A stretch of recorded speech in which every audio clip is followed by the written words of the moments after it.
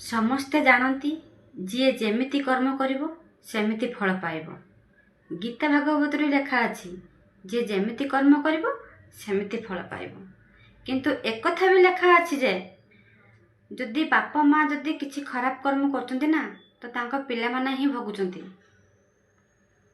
ତ ଯଦି ନିଜ କର୍ମ ଆମକୁ ନିଜକୁ ଭୋଗିବାକୁ ପଡ଼ିଥାନ୍ତା ନା ତ ଠିକ୍ ଅଛି, ସେଟା ତ ନିହାତି ଭୋଗିବା।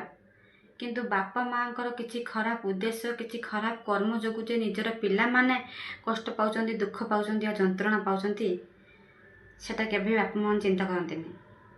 ମୁଁ ସବୁ ବାପା ମାଙ୍କୁ ମୋର ରିକ୍ୱେଷ୍ଟ ଯେ ଆପଣମାନେ ଏଟଲିଷ୍ଟ ନିଜ ପିଲାମାନଙ୍କ ପାଇଁ ଗୋଟେ କିଛି ଭଲ କର୍ମ କରନ୍ତୁ, କିଛି ଭଲ କାମ କରନ୍ତୁ, ଯାହାକି ଆପଣମାନଙ୍କର ପିଲା ଉପରେ ହିଁ ପଡ଼ିବ।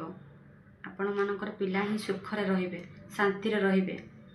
ସେମାନେ କହିବେ ଯେ ନାଇଁ ମୋ ବାପା ମା କ'ଣ କର୍ମ କରେ, ଆଉ ପିଲାମାନେ କହିବେ ଯେ ମୋ ବାପା ମା କିଛି ଗୋଟେ ଭଲ କାମ କରିଥିଲେ ଯାହାକି ମୁଁ ତାଙ୍କର ଫଳ ସ୍ୱରୂପ ମୁଁ ଆଜି ବହୁତ ଖୁସିରେ ଅଛି।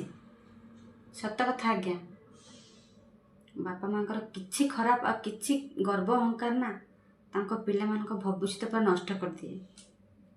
ଏଇଟା ମୁଁ କହୁନାହିଁ, ଏଇଟା ଶାସ୍ତ୍ର କହୁଛି।